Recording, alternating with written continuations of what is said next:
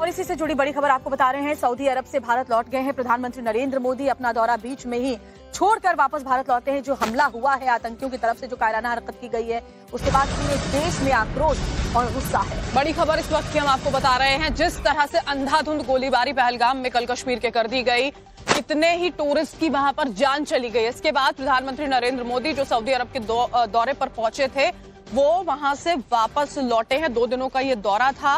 भारत लौटते ही पीएम मोदी सुरक्षा हालात की समीक्षा बैठक जो है वो सबसे पहले यहां पर ले गया। इसके बाद कैबिनेट की सुरक्षा मामलों की समिति यानी कि सीसीएस की बैठक भी हो सकती है। कोई बड़ा फैसला भी लिया जा सकता है क्योंकि एक्शन लिया जाएगा, किसी को बख्शा नहीं जाएगा। केंद्र सरकार ने ये साफ कर दिया है। और ये बात हमने पहले भी देखी है, जब ये कायराना हरकत आतंकियों की ओर से पहले की गई थी तो किस तरह से बदला उसका लिया गया था, उसकी तस्वीर हमने देखी थी। और अब देखिए पूरा देश इसी बात की उम्मीद भी कर रहा है कि बदला लेना होगा। यहाँ पर केंद्रीय गृह मंत्री अमित शाह कल ही रवाना हो गए थे और वहां जाकर उन्होंने तमाम बैठकें की। प्रधानमंत्री भी अपना यूएई दौरा छोड़कर बीच में ही वापस लौट गए। जो ऑफिशियल डिनर उनके लिए आयोजित किया गया था उसमें भी वो शामिल नहीं हुए और आज बैठकों का दौर चलने वाला है। रविकांत हमारे साथ इस वक्त जुड़ चुके हैं, सीधा उन्हीं का रुख कर लेते हैं। रविकांत, वापस लौटे हैं प्रधानमंत्री, बैठकों का दौर यहाँ पर सुरक्षा के लिहाज से अब होने वाला क्या कुछ होगा अभी फिलहाल?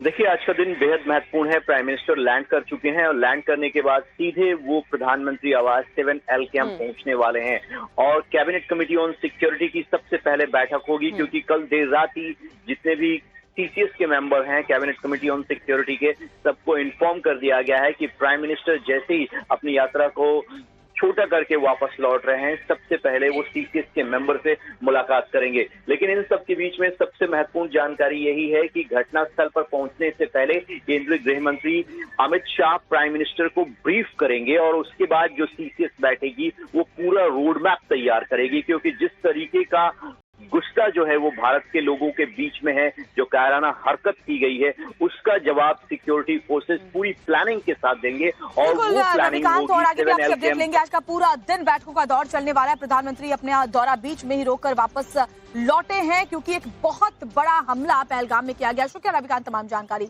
साझा करने के लिए। और देखिए, जम्मू कश्मीर का मशहूर टूरिस्ट प्लेस है पहलगाम, जहां पे बाइसरन है ये जगह, मिनी स्विट्जरलैंड उसको कहा जाता है। यहीं पर टूरिस्ट की संख्या बहुत ज्यादा होती है। लोग घोड़े पर सवार होकर वहां पर पहुंचते हैं और वहीं इन कायरों ने अंधाधुंध फायरिंग की और उसमें कई टूरिस्ट की जान चली गई। आतंकवादियों की संख्या 5 से 6 बताई जा रही है। और देखिए, प्रधानमंत्री जब ये हमला हुआ सऊदी अरब के दौरे पर थे और साथ ही अमेरिका के उपराष्ट्रपति JD Vance भारत के दौरे पर थे। अलग अलग जगहों पर वो भ्रमण कर रहे थे और गर्मियों का जब सीजन होता है, टूरिस्ट सीजन शुरू हो जाता है, तो कश्मीर की ओर लोग दौड़ते हैं। और सबसे बड़ी बात है, बरखा की 370 हटने के बाद लोगों का विश्वास और साथ ही जो उनका एक उत्साह है कश्मीर जाने को लेकर, वो अलग नजर आ रहा था। और यही नागवार इन आतंकियों को गुजरता है। वो नहीं चाहते कि कश्मीर विकास के मार्ग पर अग्रसर हो और टूरिस्ट इतनी बड़ी संख्या में यहाँ पर पहुंचे। और नाम पूछ कर आप समझिए, जब ये कायर वहां पहुंचे थे तो नाम पूछे हैं पहले इन्होंने, उसके बाद अंधाधुंध गोलीबारी करनी वहां पर शुरू कर दी गई थी इनकी ओर से।